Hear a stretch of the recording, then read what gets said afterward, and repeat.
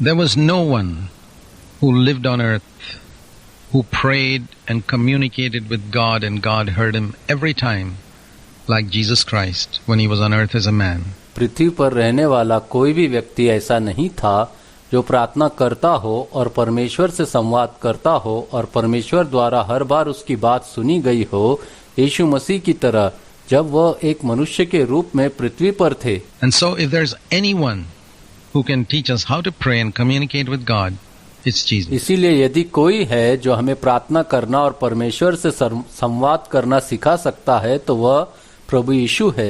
Matthew chapter 6 and verse 9, we were considering how we should not pray. First, Jesus cleared the ground of all the rubbish.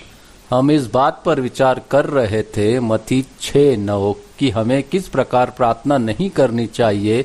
सबसे पहले प्रभु यीशु ने भूमि का सारा कूड़ा करकट साफ किया। You know, just like you go to an empty plot of ground, there's a lot of rubbish and you got to clear it all out, to dig out all the ground before you lay a foundation. ठीक वैसे ही जैसे आप भूमि के हर एक खाली भूखंड पर जाते हैं जहाँ बहुत सारा कूड़ा कचरा होता है और आपको वो सब साफ करना होता है, जमीन खोदनी होती है नींव रखने से पहले।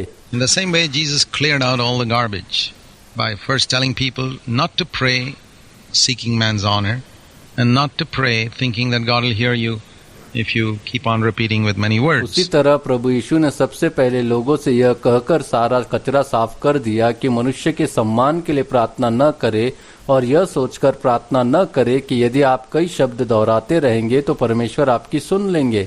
And then he said, now that we have cleared those two things, and if you have any doubt that God doesn't know your need, get all that out of your mind. अब जबकि हमने वे दो बातें स्पष्ट कर दी है, यदि आपके मन में कोई संदेह है कि परमेश्वर आपकी आवश्यकता को नहीं जानते हैं तो उसे भी अपने मन से निकाल दे। Then he said, when you pray, begin like this, Our Father who art in heaven. फिर उन्होंने कहा जब आप प्रार्थना करते हैं तो इस तरह से शुरू करें, हमारे पिता आप जो स्वर्ग में हैं। Now that is the way Jesus taught us to begin our prayer for this reason. इसी तरह से प्रभु यीशु ने हमें इस कारण से अपनी प्रार्थना शुरू करने के लिए कहा था। Throughout the New Testament, one of the most important requirements for answered prayer that's mentioned is faith. पूरे नए नियम में प्रार्थना के उत्तर के लिए सबसे महत्वपूर्ण आवश्यकताओं में से एक विश्वास है। In fact, the Bible says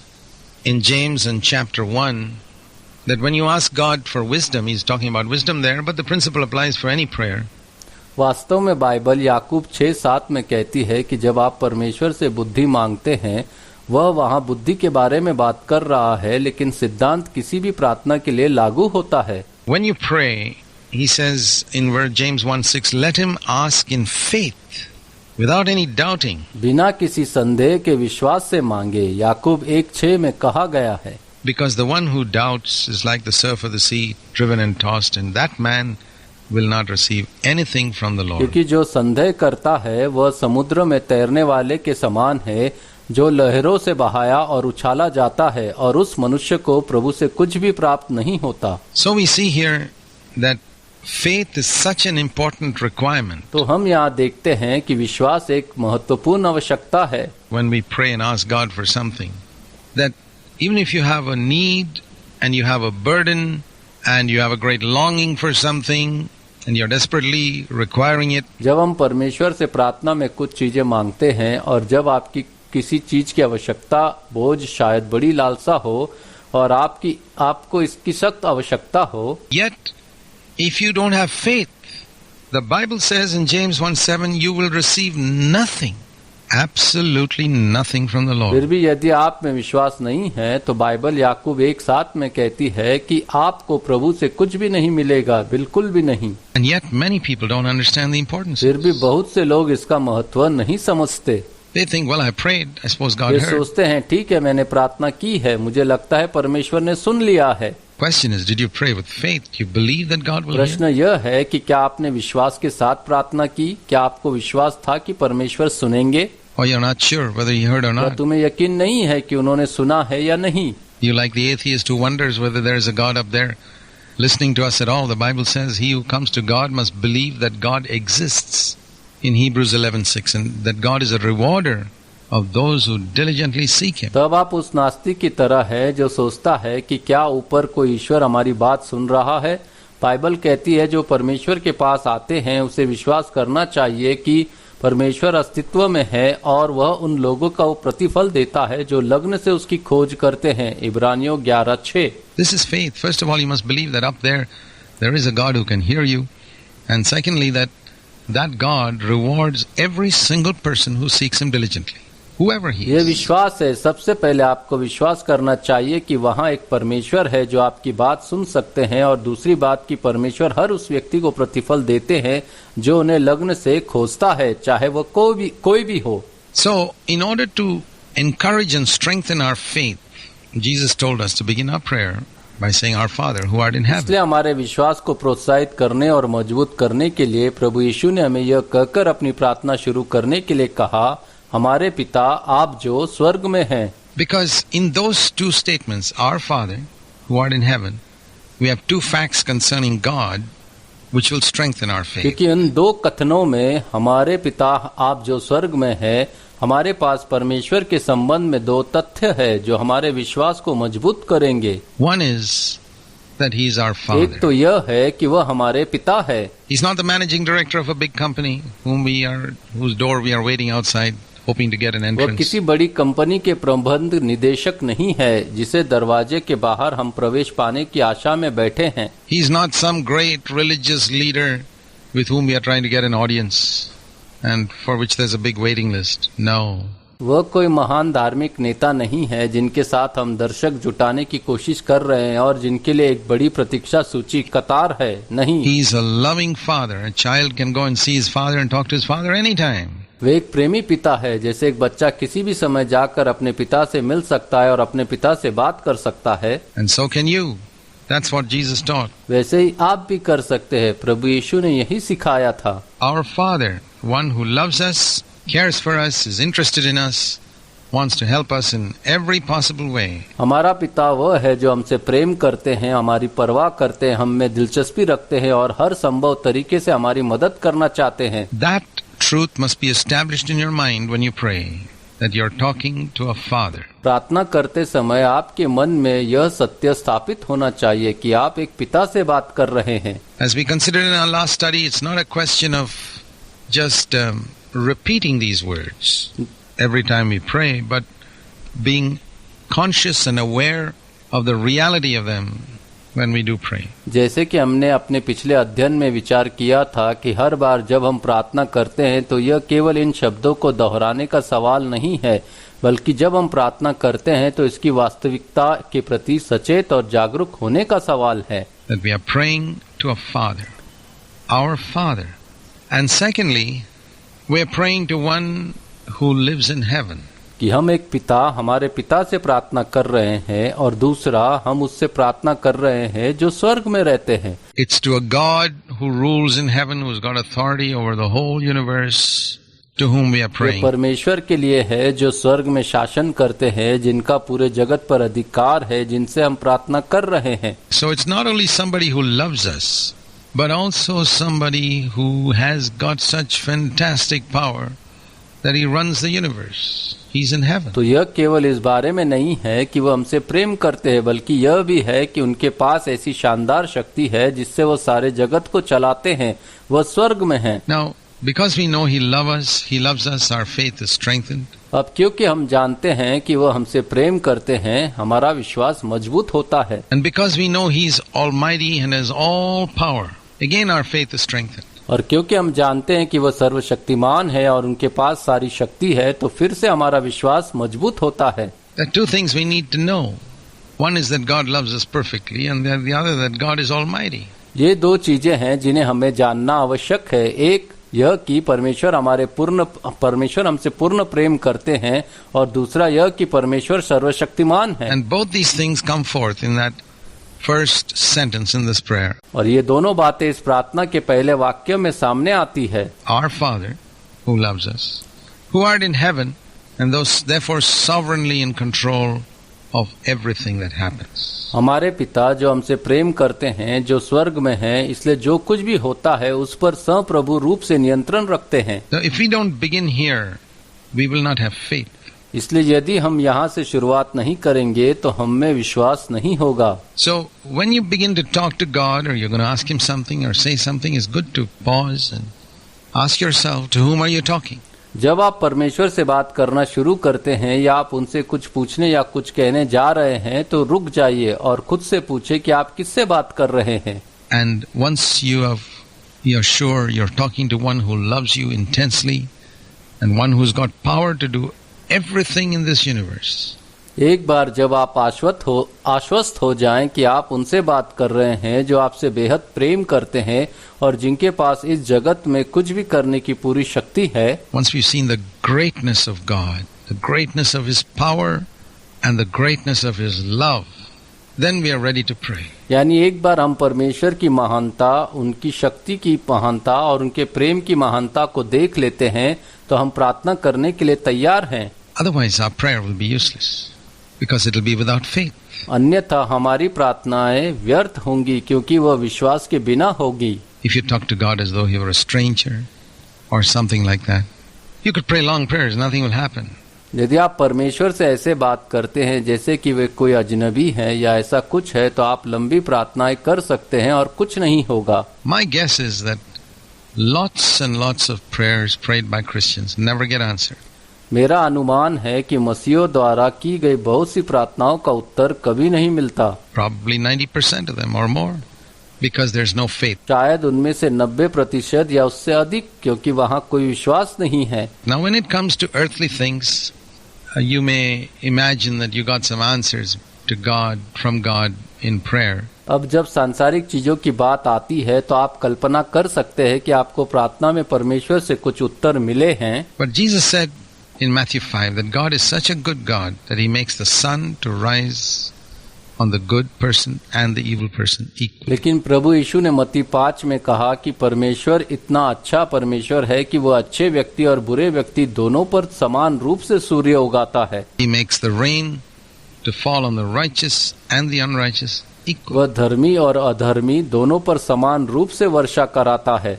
So those material blessings are for everybody. Even if they don't pray, they get तो it. वे भौतिक आशीर्वाद हर किसी के लिए है। जो लोग प्रार्थना नहीं करते उन्हें भी यह मिलता है। The atheist gets rain on his farm without praying about it. नास्तिक के खेत में बिना प्रार्थना किए ही वर्षा हो जाती है। So I'm not talking about these general blessings that everybody gets. इसलिए मैं सामान्य आशीर्वादों के बारे में बात नहीं कर रहा हूँ जो हर किसी को मिलते हैं। But specific things, when we ask God for it, you can have it if you ask in faith. बल्कि विशेष चीजों के बारे में बात कर रहा हूँ जो हम परमेश्वर से मांगते हैं। यदि आप उनसे विश्वास पूर्वक मांगेंगे तो आप इसे प्राप्त कर सकते हैं। Our Father, who art in heaven, one who loves me perfectly, one who's got almighty power. हमारे पिता जो स्वर्ग में है, जो मुझसे पूर्ण प्रेम करते हैं और जिनके पास सारी शक्ति है। And the first request in this prayer in Matthew 6 is, hallowed be thy name. और पहला अनुरोध जो इस प्रार्थना में है मत्ती 6 में कि आपका नाम पवित्र माना जाए। There are 6 requests in this prayer. प्रार्थना में 6 अनुरोध है। Hallowed be thy name. आपका नाम पवित्र माना जाए। Thy kingdom come. आपका राज्य आए। Thy will be done on earth as it is in heaven. आपकी इच्छा पृथ्वी पर पूरी हो और जैसे स्वर्ग में होती है। Give us this day our daily bread. हमें हमारे रोज की रोटी दे। Forgive us our debts as we have forgiven others. हमारे अपराधों को माफ कर दे जैसे हमने दूसरे को माफ कर दिया है। And don't lead us into temptation but deliver us from evil. और हमें परीक्षा में न डाल परंतु बुराई से बचा। The first 3 concern God. पहले 3 का संबंध परमेश्वर से है। And the next 3 concern our needs and the needs of our fellow believers. और अगले 3 का संबंध हमारी जरूरतों और हमारे साथी विश्वासियों की जरूरतों से है। So we see here, before we come to our needs, Jesus taught us to pray concerning God's kingdom and His glory and His name. तो हम यहाँ देखते हैं अपनी जरूरतों पर आने से पहले प्रभु यीशु ने हमें सिखाया कि परमेश्वर की महिमा, उसके राज्य और उसकी इच्छा के बारे में प्रार्थना करें। Thereby, He was teaching us the importance of putting God first in our lives. इस प्रकार वह हमें जीवन में परमेश्वर को प्रथम स्थान देने का महत्व सिखा रहे हैं। Even though our needs may be desperate and very great, Jesus still taught us to put it secondary.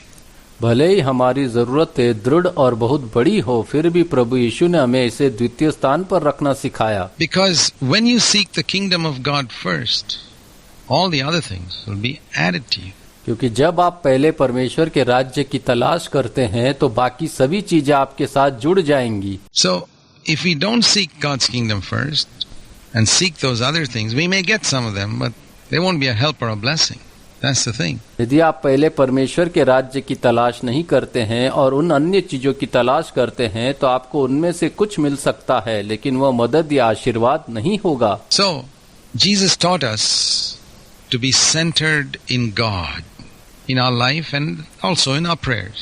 इसलिए प्रभु यीशु ने हमें अपने जीवन में और अपनी प्रार्थनाओं में भी परमेश्वर पर केंद्रित रहना सिखाया। The trouble with the entire race of man, ever since Adam's days, we are centered in ourselves. आदम के समय से ही पूरी मानव जाति के साथ समस्या यह रही है कि हम स्वयं में केंद्रित है। One result of sin coming into Adam's race is we're centered in ourselves. आदम की जाति में पाप के आने का एक परिणाम यह है कि हम स्वयं में केंद्रित है। We think always of what we can get out of it. हम हमेशा सोचते हैं कि इससे हमें क्या मिल सकता है, How is this going to benefit me and my family? और इससे मुझे और मेरे परिवार को क्या लाभ होगा। And we live, every businessman in the world lives by that principle. What profit can I get out of it? How will this benefit me? दुनिया का हर व्यवसाय इस सिद्धांत पर चलता है, मुझे इससे क्या लाभ हो सकता है, इससे मुझे क्या लाभ होगा। And the vast majority of Christians live by that principle too. और अधिकांश मसीही इस सिद्धांत के अनुसार जीते हैं। How is this going to benefit me? इससे मुझे क्या लाभ होगा। And Jesus has come to save us from sin. प्रभु यीशु हमें पाप से बचाने आए हैं। He's come to save us from that warped, crooked, perverted idea of Christianity. वह हमें मसीह धर्म के इस विकृत, कुटिल और विकृत विचार से बचाने के लिए भी आए हैं। Where you have a religious outward impression you give to others of being spiritual and all that. जहां आपके पास एक धार्मिक बाहरी धारणा है कि आप दूसरों को आध्यात्मिक होने और वह सब कुछ देते हैं। But in your private life you are seeking your own gain just as much as the most worldly businessman in the world. लेकिन अपने निजी जीवन में आप अपना खुद का लाभ देख रहे हैं दुनिया के सभी सांसारिक बिजनेसमैन की तरह। That's hypocrisy. And so we need to change our way of thinking. The Bible calls it the renewing of our mind in Romans 12 and verse 2. वह पाखंड है, हमें अपने सोचने का तरीका बदलने की जरूरत है। रोमियो 12:2 में बाइबल इसे हमारे मन का नवनीकरण कहती है। The renewing of our mind is something which leads us to look at everything from God's point of view first and not our selfish, self-centered viewpoint. हमारे मन का नवनीकरण एक ऐसी चीज है जो हमें हर चीज को पहले परमेश्वर के दृष्टिकोण से देखने की ओर ले जाती है, न कि हमारे स्वार्थी आत्म केंद्रित दृष्टिकोण से। So looking at it from God's viewpoint, we say, first of all, we want to pray, Lord, concerning your name. Your name is dishonored in the world. We don't want it to be dishonored. तो इसे परमेश्वर के दृष्टिकोण से देखते हुए हम कहते हैं, सबसे पहले मैं आपके नाम के संबंध में परमेश्वर प्रार्थना करना चाहता हूँ।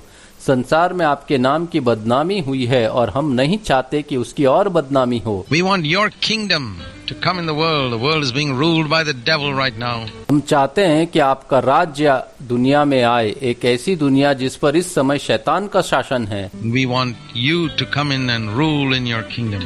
हम चाहते हैं कि आप आए और अपने राज्य में शासन करें। And we want your will to be done. और हम चाहते हैं कि आपकी इच्छा पूरी हो। Lord, the world is full of people who are doing their own will. I'm doing my own will too. But Lord, have mercy on us. परमेश्वर, दुनिया ऐसे लोगों से भरी हुई है जो अपनी इच्छा पूरी कर रहे हैं और मैं भी अपनी इच्छा पूरी कर रहा हूँ, लेकिन परमेश्वर हम पर दया करे। And help us to do your will on earth exactly like it is done in heaven. और पृथ्वी पर आपकी इच्छा पूरी करने में हमारी मदद करे, ठीक वैसे ही जैसे यह स्वर्ग में किया जाता है। In heaven it's done joyfully, cheerfully by the angels.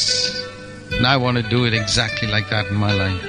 स्वर्ग में यह स्वर्गदूतों द्वारा खुशी खुशी आनंद से किया जाता है और मैं इसे अपने जीवन में बिल्कुल वैसा ही करना चाहता हूँ। So a concern for God's name, for His kingdom and His will should be primary. इसलिए परमेश्वर के नाम, उसके राज्य और उसकी इच्छा की चिंता प्राथमिक होनी चाहिए। Then we have learned to pray correctly. फिर हमने सही ढंग से प्रार्थना करना सीख लिया है।